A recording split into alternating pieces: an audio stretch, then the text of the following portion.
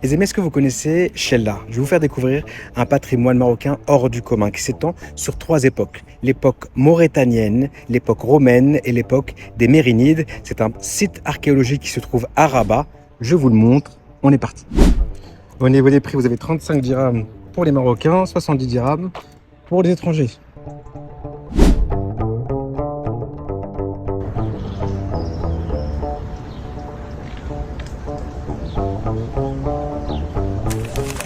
Comme je vous le disais, il y a 3 temps dans ce site archéologique de Chella. Premier temps, c'est ici, on va le voir tout de suite, c'est cette zone-là, qui est une zone archéologique qui date de l'Empire romain, entre autres. Mais il y a aussi une période avant l'Empire romain qu'on appelle la Mauritanie. Et ensuite, on a ici une deuxième partie, qui est ici la période mérinide. Et cette période mérinide-là, c'est un site qui a été construit par le grand sultan Abou Youssouf Yarkoub avec sa mosquée qui est ici. Et nous trouverons ici, dans cette mosquée, le mausolée des rois mérinides du Maroc. On est ici devant le complexe mérinide, comme vous le voyez ici, et on rentre dans cette mosquée du très grand sultan que fut Abou Youssouf Yarkoub, et on voit des tombes de l'époque des Mérinides.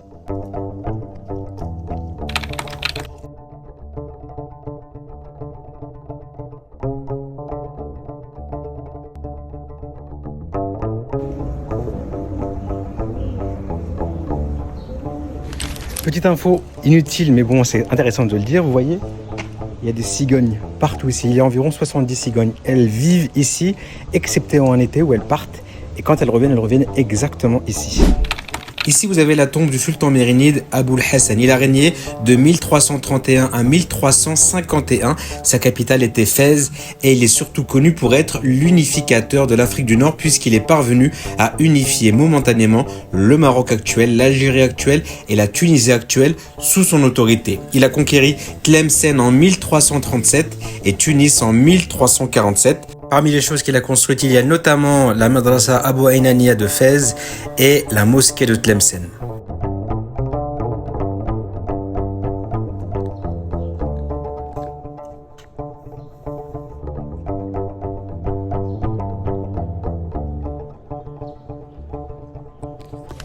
Ici, on est au cœur de la mosquée mérinide. Vous avez ici le célèbre minaret. Maintenant, écoutez-moi bien. Ici, vous aviez un bassin. Dans ce bassin ici, c'était le lieu d'ablution, avec les pièces ici pour les ablutions. Là-bas, c'était la madrasa. C'est là-bas que les étudiants à l'époque des Mérinides, dans cette mosquée, apprenaient le Coran, apprenaient les sciences de l'islam, les sciences du fiqh, etc., etc. Et là, ce bâtiment-là que vous voyez ici, c'est la mosquée, l'enceinte de la mosquée d'Abou Youssouf Yarkoub, où on était tout à l'heure. Et là, on va sortir de la mosquée. C'est parti. On est toujours au pied du minaret et ici je vous montre le lieu d'ablution. C'est ici où les gens s'asseyaient pour faire leurs ablutions avant d'entrer dans la mosquée.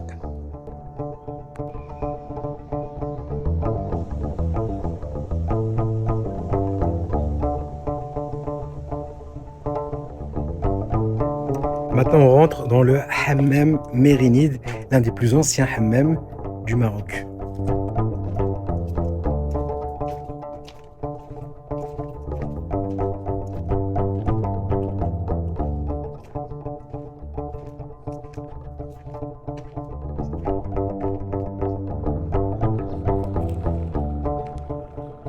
Regardez là où c'est incroyable.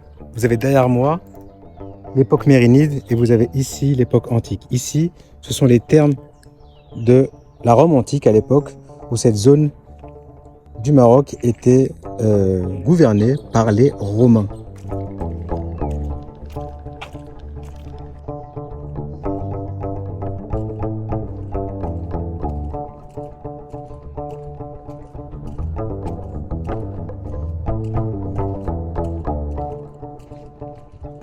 Ce site est connu sous le nom de Chella. Pourquoi on dit Chella? Parce que sous l'Empire romain, ici ça s'appelait Salah. Ça donnait salé. Et donc vous voyez ici la construction de la ville de l'Empire romain. On a une artère principale ici au milieu qui traverse tout le village ou toute la ville. Vous voyez ces 3 pieds. Premier pied, deuxième pied, troisième pied. Ces 3 pieds forment les pieds de l'arche de triomphe qui était ici. Ici, un arc de triomphe. Les Romains aimaient beaucoup faire ça. Dans les grandes villes, dans les villes importantes, il y avait toujours un arc de triomphe. Et là, on est sous l'arc de triomphe. Maintenant, il n'y a plus rien en dessous.